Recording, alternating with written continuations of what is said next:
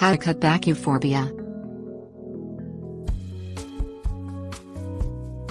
Euphorbia is a wide and varied botanical genus that contains over 2,000 species of herbaceous perennial plants and succulents.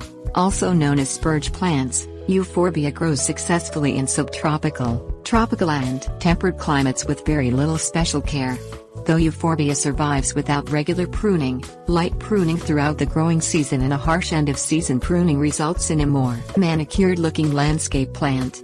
Cutting back euphorbia also has the added benefit of making the next season's growth and blooming even more prolific.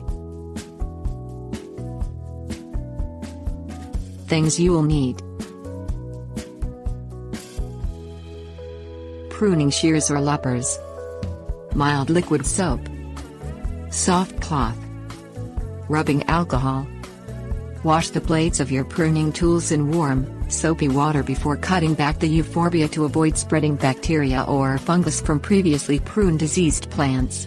Rinse the blades under cool running water and dry them with a soft cloth. Rub rubbing alcohol onto the blades to sterilize them.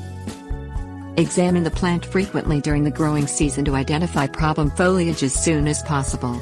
Remove diseased, damaged or dead foliage from the euphorbia anytime during the growing season to keep the plant healthy and attractive.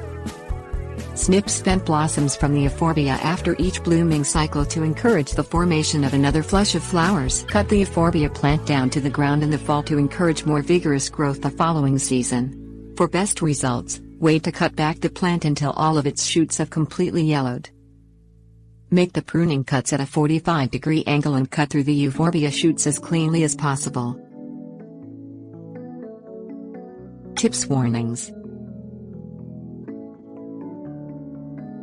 Wash and sterilize the blades of your pruning tools after cutting back the euphorbia. Many euphorbia species bleed a caustic, milky sap that irritates skin. Protect your hands with gardening gloves when cutting back your euphorbia.